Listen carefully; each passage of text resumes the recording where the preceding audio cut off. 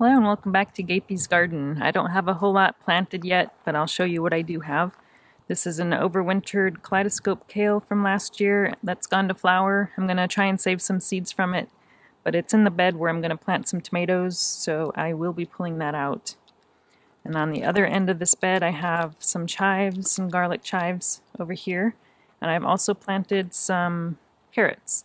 I have, I think, 6 different varieties of carrots. They were pretty old seeds, so I wasn't sure how well they'll germinate, but it looks like they're actually doing pretty good. Quite a few have germinated, and I'll have to thin those out here pretty soon. And that's all that's in that bed for now. And then back here is my herb garden, and these are all perennial herbs that have come up from last year. I've got, that's actually supposed to be a golden, I think a marjoram, or maybe it's oregano. I think it might be oregano, but it's not really that golden. I think it needs to be more sunny, and then the leaves will start turning more yellowish. And then here in the middle is my valerian, and I've never actually used it for anything, but I think the root is good for like a sleep aid. And then I have, this is I think pineapple sage. Yeah, variegated, I think pineapple sage, but it's not completely dead. There's a little bit of green growth here, but there's not a whole lot that's come up yet. And then this one is another sage. There's a little bit of green on the tips here, so hopefully that will do okay. I also have another sage over here in the corner, and I planted that one later in the fall from a plant swap that I got, and that one's doing really good. And then this is a variegated lemon thyme. It looks like it's kind of half dead, but this half seems to be doing pretty good, so I may just trim out this other half. And then this one here is a lavender, and it looks like it's mostly dead, but there is a little bit of green in there, so we'll see what happens.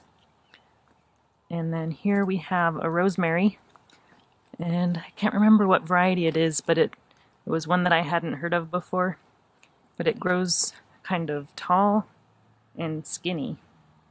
It's kind of an interesting variety. And then back here I have the anise. I think it's anise hyssop. It's kind of a licoricey tasting leaf, and that's good in teas. And then this over here, I think that's a rue. I thought that's what it's called, but I just planted that late last fall, also from a plant swap. So it seems to have survived the winter, and we'll see how that one does. But I've been wanting that in the herb garden for a while now. I just hadn't started any. And then this is the raspberry bed. It doesn't have any flowers yet, but it's just starting to get some buds. You can see that. There we go. So those should be opening up probably in a few weeks.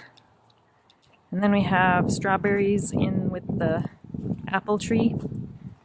And I have different varieties of strawberries in each fruit tree. And I don't remember what the varieties are, but I'll try and post that in with the YouTube notes. And this is a apple tree. This is a Brayburn. It didn't really fruit much last year because of all the rain we had in the spring. So I'm hoping I'll get a little bit of a harvest this year. And this is another apple tree. I'm not sure what variety it is. It was planted before moving in, and they didn't leave the label on it, so I'm not sure what it is. But it's just starting to put out some leaves, no flower buds yet. And this one, it was a pear tree that had never produced fruit, except for maybe the first year it had a few, but nothing since then. So we're going to take this out and maybe plant a fig or a peach tree in its place. So the chickens have been digging around in this one because I took the fencing down, and they've pretty much dug up all the strawberries that were in here. But I was going to take those out anyway because that was a hood variety that I didn't really care for that much. And then this is the plum tree, and it's just starting to flower now. You can see the white flowers there, and more strawberries underneath there. And this is my new beehive.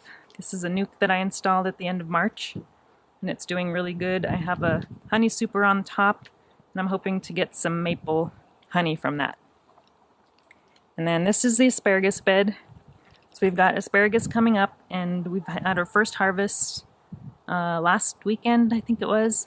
And more is coming up. I also planted some snap peas, Cascadia peas, along the perimeter. That's just starting to come up as well. And that's all that's over here. And on the other half of this bed I have mostly mints, but I do have my first overwintered artichoke that I started from seed last year, and that's a green globe, I believe. So we have a few different mints in here, I think maybe 4 or 5, but there's a pineapple mint, and the chickens have been digging around in here too, so some of this has gotten pulled up. And this over here is lemon balm, which is I think a type of mint. And then this is regular mint. This is what originally was just here, but I've added a lot more mint since then.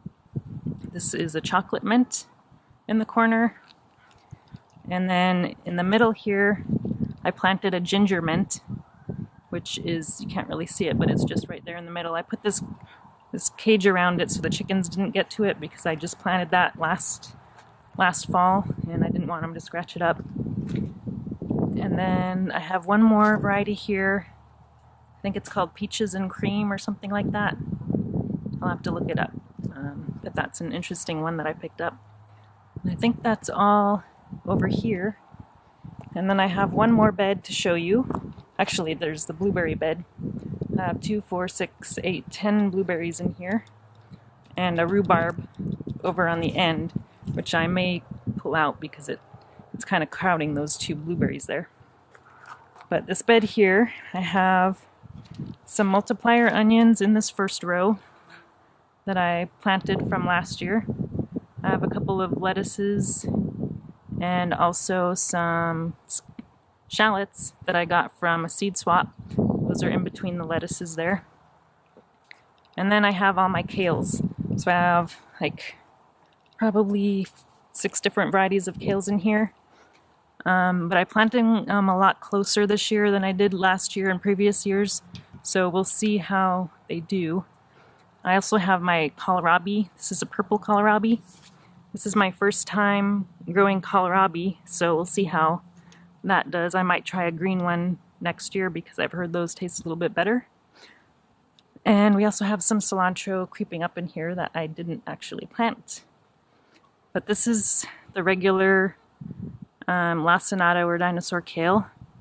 And we have something eating the leaves, so I did put some sluggo down because I think that's what's eating it, unless it's the bunny rabbit. But I've been keeping it covered at night just so the bunny doesn't come in, because I have a bunny that's been crawling around and jumping around the garden. So we haven't decided if we're going to get rid of him or not, but for now we're just letting him be. And then I think that's collards maybe there, and then we have Russian kale down here.